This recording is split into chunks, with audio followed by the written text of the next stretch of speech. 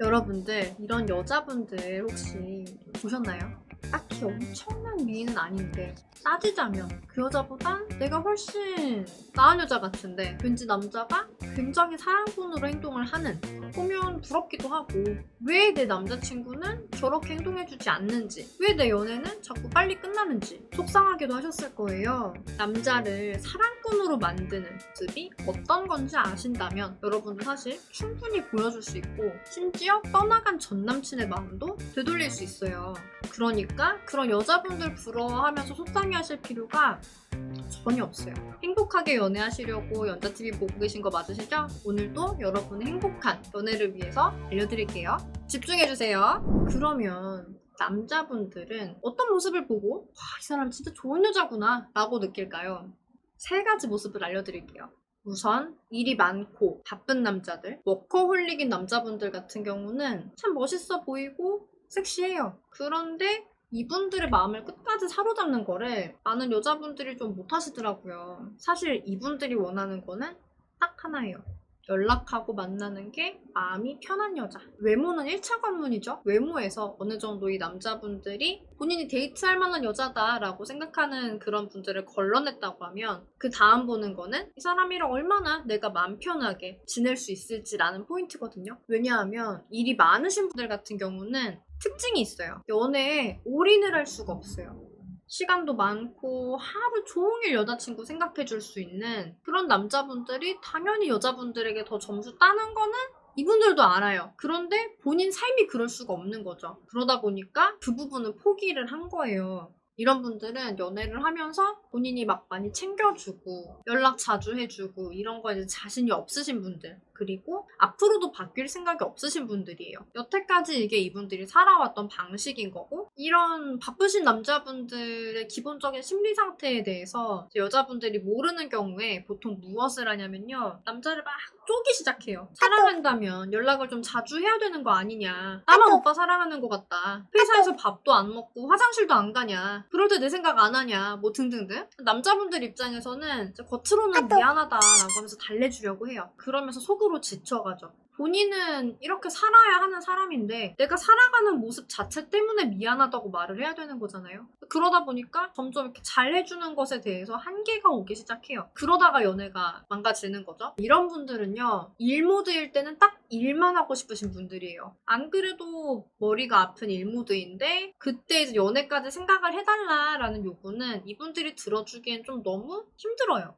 연애라는 게, 연애를 해서 더 행복하면은 당연히 좀 나한테 무리하다고 생각이 되는 그런 요구도 들어줄 수도 있는 거고 노력을 하게 되는 거지만, 연애를 하는 게 내 삶을 좀 더 힘들게 만든다고 하면 손절을 쳐버릴 수도 있는 거인 거죠. 가족은 아니잖아요. 이런 바쁜 분들의 상황을 좀 내가 이해를 해주고 배려를 해주고 그러실 수 있으면 너무 좋아요. 그리고 한편으로 남자분들이 좀 표현에 서투르고 그러면은 내가 이렇게 막 배려심을 잘 보여주고 그래도 고맙다, 뭐 너 예쁘다, 사랑한다 이런 표현들을 막 일일이 하거나 그러진 않을 수도 있어요. 하지만 속으로는 느끼는 거죠.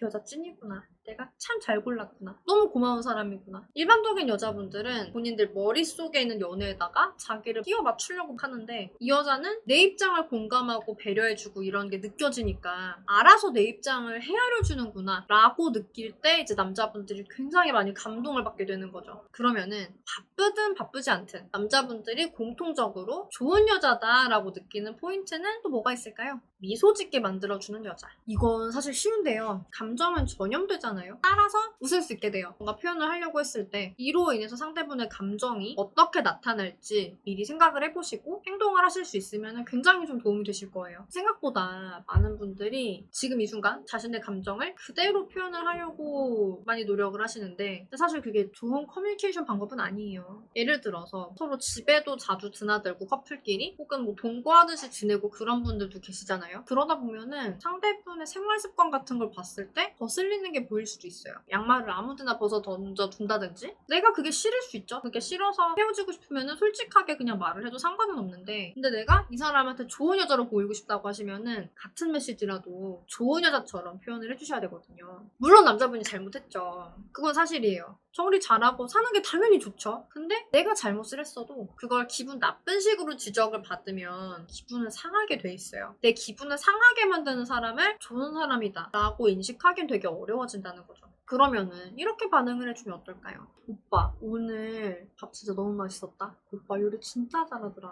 이거 맞다.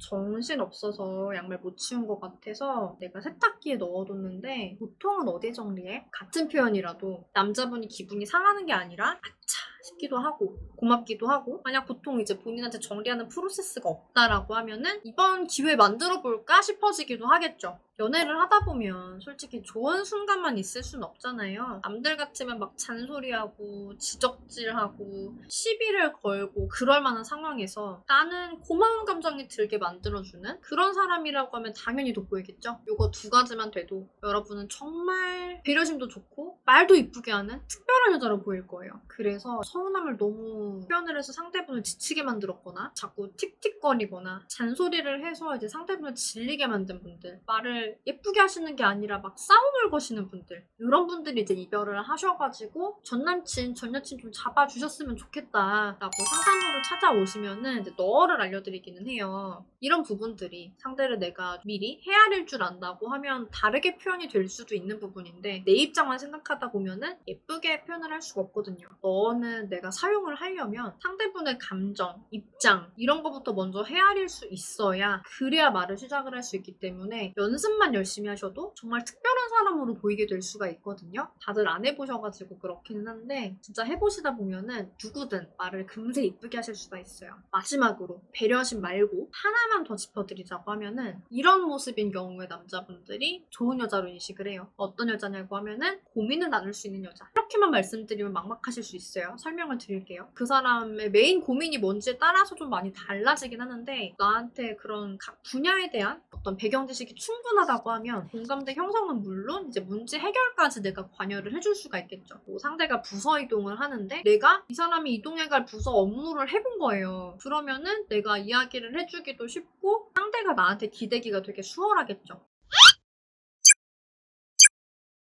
오빠는 왜 일 얘기를 데이트할 때 해? 이렇게 반응하시는 분들 계시더라고요. 그럼 이제 남자분들이 미안해 라고 하긴 하죠. 그러면서 마음의 벽을 하나 치는 거예요. 아, 얘랑은 그냥 영양가 없고 재밌는 얘기만 해야 되는구나 라고 평가를 속으로 하는 거죠. 혹은 가정사가 있는 분들끼리 가까워지면요, 그러면 굉장히 커플의 결속력이 엄청나게 단단해지는 경우를 좀 많이 보게 되는데, 보통 화목한 집안에서 자라신 분들 같은 경우는 가정사가 있는 집안에서 자란 분들의 감정선을 잘 읽어내지 못하는 경우가 많아요. 뭐 예를 들어서 가정사가 있는 분이 이렇게 말을 한다고 할게요. 나는 집에 있는 거 싫어서 빨리 아무데나 취업해서 독립해버리고 싶다. 부모님 때문에 너무 숨이 막혀. 그랬을 때 반응을 이렇게 하시는 분들이 계세요. 에이, 그래도 낳아주고 길러주신 부모님인데 네가 그렇게 말을 하면 안 되지. 아무데나 빨리 취업을 하겠다는 생각은 좋은 생각은 아닌 것 같아. 네가 후회를 할 수도 있어. 차라리 시간이 걸리더라도 취업 준비는 좀 장기적으로 보고 하는 게 좋지 않을까? 얼핏 들었을 때 나쁜 답변이 아닌 것 같기도 하지만 가정사가 있는 분들은 이렇게 들으면 마음을 닫아버려요.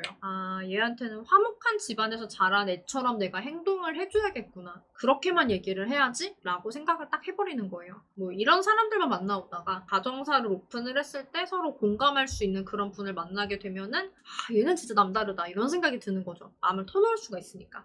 이렇게 남자분들이 좋은 여자로 인식하는 순간들에 대해서 함께 알아봤어요. 이전 영상에서 남자가 절대 놓치지 않는 매력의 특징 3가지 영상으로 다뤄드렸었는데 이것도 함께 보시면 너무 도움되실 것 같아요. 카드 보이시죠? 그리고 우선은 미소 짓게 만드는 여자가 되기 위해서 지금도 눈꼬리, 입꼬리 한번 점검을 해보시고 웃어보실까요? 잘하셨어요. 무의식 중에도 내 얼굴이 웃는 상이 될 수 있도록 우리 그때까지 연습 많이 해봅시다. 앞으로도 다양한 연애와 결혼, 이별, 재회 상황에서의 여러분의 대처력을 한껏 높여드리는 그런 영상들을 많이 만들어드리려고 합니다. 오늘의 영상이 좋으셨다고 하시면 좋아요 꼭 눌러주시고요. 여러분 행복한 연애와 결혼 생활을 진심으로 응원드리겠습니다. 안녕!